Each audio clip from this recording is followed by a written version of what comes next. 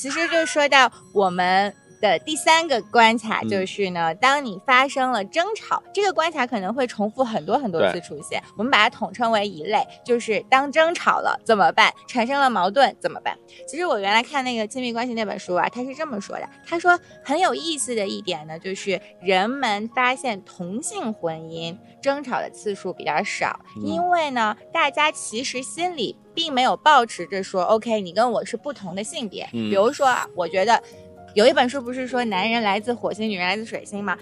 其实这个亲密关系的作者就会认为，请大家不要相信这种说法，因为个体的差异远远大于两性之间的平均差异。也就换句话就是说，男的和男的之间也会有很大的差异。对，而男女把男的差异平均化，女性差异化，会发现男女平均了以后啊，差不多。不要也觉得男的都这么想，女的就这么想，还是尊重对方作为一个个体。对，就比如就是为什么觉得数据统计同性婚姻之间呢矛盾冲突更少，大家更和谐呢？其实我觉得是因为当你产生矛盾的时候，你并不是先盖棺定论的说，你看你就是这样，你代表了所有的男性的特点，比如说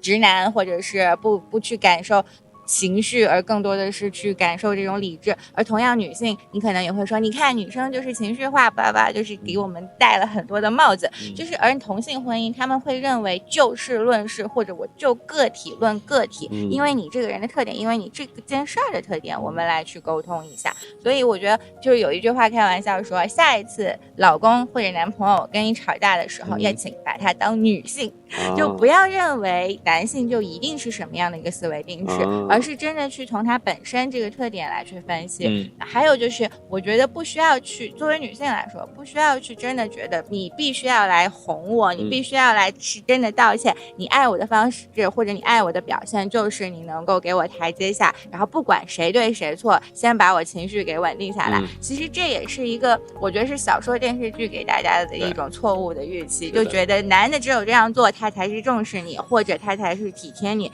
可是其实呢，其实也许这个男生他只是表面功夫做得好，他只是说行啊，那我就给你台阶，都你说的对，就是但实际上这个雷是埋在这儿的。首先我们应该认清矛盾是不可避免的，一定会有这种争吵争执的这个存在。那么接下来可能尽量的让情绪，这个也是向内自己修炼，就是你怎么去控制你的情绪，或者说双方之间对对方有一些理解，有一些支持，因为每个人的情绪控制能力不一样，每个人的性格不一样，有些人可能就是情绪更急躁一些，有些人可能天生就情绪更稳定一些。那这个过程中，由于双方熟悉感强了，其实你是可以理解这个人的，知道他的一些行为特点，可以用一种首先自己对自己要求控制情绪，同样对方也可以给对方一些尊重或者是一些理解，然后这时候呢可能再来做一些这种情绪过后的一些就是理性上的一些沟通，就是可能不需要分谁对谁错，或者不需要怎么样去讲究谁说的对不起多，谁先说对不起。其实你说到两个非常重要的点，一个就是电视剧的想法，还有呢就是谁说的对与错呀，我分别来分享一下我的想法。第一呢，首先非常多的人都是被电视剧的状态所误导了。为什么会这样呢？因为你刚刚说的是婚姻关系中的真相，而电视剧呢，它不想告诉人们真相，它告诉的是人们想听的事情。有句话就说，如果你想帮助别人，你就告诉他真相；如果你想帮助你自己，你就告诉对方他想听的话。因为电视剧呢，它是一个商业投资，它的一笔投资以后又有这么多的演员，这么多的剧务人员，后期编辑，做了一个产品，它就是为了要传播，要去获得更多的流量。这个时候呢，它就需要去演出人们所想听的话，人们在这个看的过程中得到了心理的安慰。电视剧只说出了人们想听的，它并没有说出真相。因为真相人们是不愿意看真相的，看到真相是痛苦的，你只有更强的一种内核，有更多的修炼，你才能够愿意去看真相。所以这是一个电视剧对很多就是不管是谈恋爱关系还是婚姻关系的误导。那第二，当然有很多的电视剧啊，很多电视剧也是作为一种艺术创作，刻画了非常多的现实，刻画了非常多的这种婚姻中的矛盾啊，加大了这个冲突点，就像新闻喜欢播一些这种冲突点一样。那转说作为一种艺术作品来说是非常成功的，我们要用看艺术作品的眼光去看待，而不是把它当做一个纪录片或者当做一本这种影响你的行为准则去看。继续说你刚刚聊的第二点，就是所谓的谁对谁错呀，谁道歉多一点，谁对的多一点。其实呢，在婚姻当中，其实在很多事情上都是没有对与错的。这是很多年前跟课代表聊到的这期 Influence Without Authority， 很高兴给了这么多朋友们很多启发。其实对我们来说也一直都是，每过一段时间可能会看一看，去提醒自己，我们在一场沟通中的主要目的是去表述自己的想法和倾听对方的想法，而不是占有自己的立场。沟通的时候千万不要有立场，这跟领导力也是很相关的。就是说一个资深的领导 ，A senior leader is not about being right all the time, but getting to the right direction all the time。一个高级的领导者，不管是在工作中，我发现在家庭中也是一样呀，并不是说总要说我说的是对的，所以证明我厉害，不是。我之所以厉害，我之所以做高级的领导者，是因为我总是可以把大家带往正确的方向。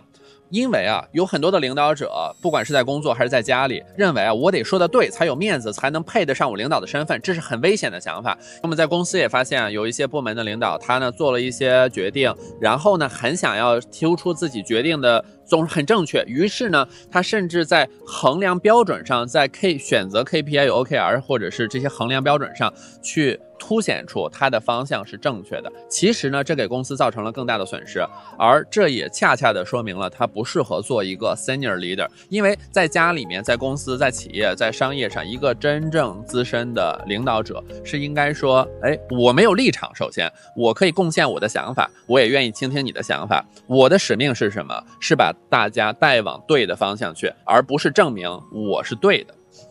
其实我觉得在家庭中甚至也没有所谓的什么是领导者，对吧？大家其实就是一个合作伙伴，其实就是你的人生的这个长的旅途，这一个长的项目上面的一个合作伙伴。这条智慧也是非常适用于家里。在家里呢，我们的沟通要做到 egoless， 就是我并不需要去证明什么，也不需要去觉得没有面子呀，最后我说的不对了。其实呢，如果想要去立人设，我就应该去追求让家庭发展方向更好的，而不是追求我总是说错的。就我经常会觉得说我说错了，我会对小朋友对露露都说，哎呀你说的对，我说错了，谢谢你告诉我。所以这也是一个，就是当我们能做到 egoless， 这也是会让我们的沟通更容易，因为我们抛出了立场，我们不是谈判，不再是零和游戏，而是共同的努力去探索究竟什么方向，不管是那个方向最后是跟你说的接近，跟我说的接近，还是都不接近，这都是成功的。所以呢这篇视频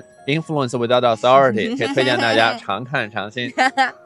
对你说的这个就是怎么样去沟通，怎么有效沟通，就是很有用。而且其实像你说到就是面子问题这件事儿呢，我觉得从两个层面去理解啊。首先呢，其实说亲密关系里面每一个人，不管男女或者是同性的婚姻，就是其实大家期待的都是对方给自己的这种信任以及尊重，他们也都想要温情，其实这才是真正内心所渴求的。不管这个人表面是一个什么样的情绪，自卑也好，自信也好，或者说他的冷漠也好，或者温暖也好，其实他归根到底内心深处渴望的，从亲密关系里面得到的就是这些，能够有一个被信任的感觉，或者被尊重的感觉，被欣赏的感觉。那么如果在这个关系里面有一方很急于去说我要把我的面子给维系起来，可能有两点。第一呢，是他真的没有在平时生活中感觉到对方对自己的尊重，然后他即使想要表达出来我这对尊重的渴望，所以他想要对方的认可。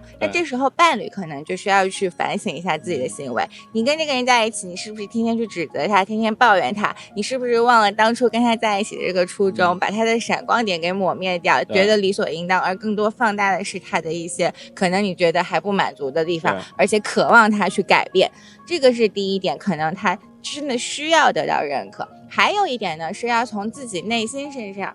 自己身上去找原因，是不是因为你的低自尊和高自尊的问题。这其实也是我们上一期视频所提到的。低自尊就是自我评价低，自我评价低就觉得别人不喜欢我，别人不尊重我，我对我自己的价值认可也没有那么牢固，我期待别人对我的认可，我必须要从他的口中得到我是有用的人，我是有价值的人，而这时候他可能会很急于的需要维持自己的面子。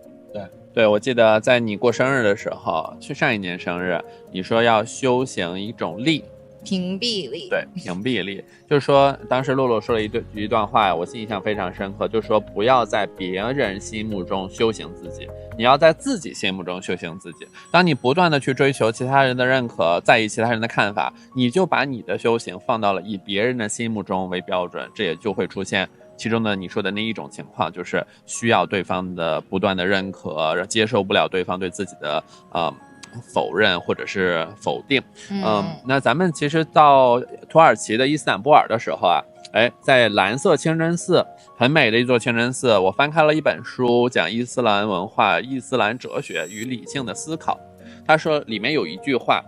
我刚很巧，我打开了那本书，刚好翻到那一页，然后呢，他就说啊，你看我们的眼睛的视觉是不是有局限性？比如说你现在在看着我，可是如果有东西挡在你面前，你看不到我。如果你望向你身边的环境，你望向你周围的墙后面的房间的事物，你是不是看不到？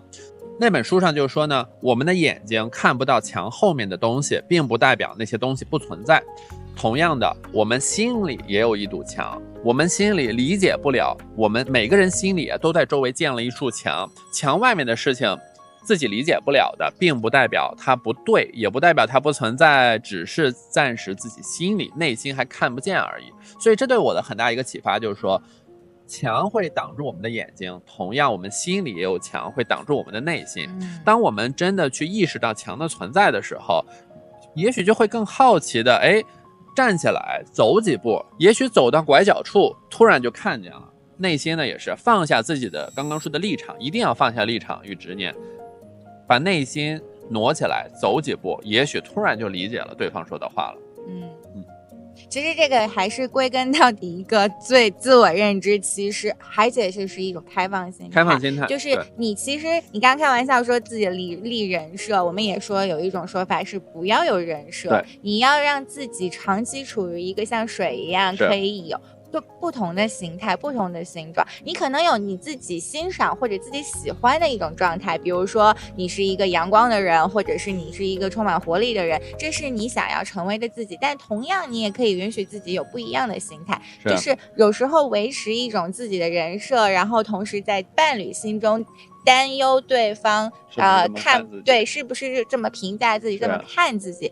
是不是保有了你这样子期待的人设，这样给自己非常大的心理压力，对方也累，对方也累，你自己也累。对，所以硅谷很多大佬，不管是像苹果的创始人史蒂夫·乔布斯，还是 LinkedIn 创始人，也说过类似的话，就是说要 constantly redefine yourself， 不断的把自己过去的定义、标签、人设全部都一股脑的扔掉，然后我又是一个全新的生命，全新的开始，重新去定义你自己，不要被过去的标签和束缚所禁锢，这否则会成为你一生的手铐。这个手铐也许是一个破旧不堪的生锈的手铐，也许是一个亮闪闪的金手铐，但是被金手铐束缚着也不是一件那么舒服的事情。对，有一句话是这么说的，我既可以穿着球鞋，我也可以穿高跟鞋。其实就是我们应该享受各种各样的自己，同时用一种我觉得就像有角色扮演的这种感受吧，去感受这一场游戏人生的态度。你可以跟你的伴侣一起在这个世界主题乐园里面去体验，你可以体验生活，可以体验旅行，可以体验生孩子，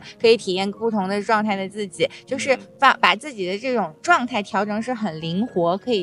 可以各种适应环境的，像水一样无为而治的，这样你也不会有那么多觉得必须要坚持的东西，可能也会减少很多的冲突，以及在冲突发生的时候，你也没觉得这件事儿我一定要维持我的面子，或者是我一定要等对方来道歉，给我一个台阶下，我才能够继续下去。你在意的越少，你越放松；你控制的越多，你越被束缚。因为人生呢，就会有各种各样的变化。我们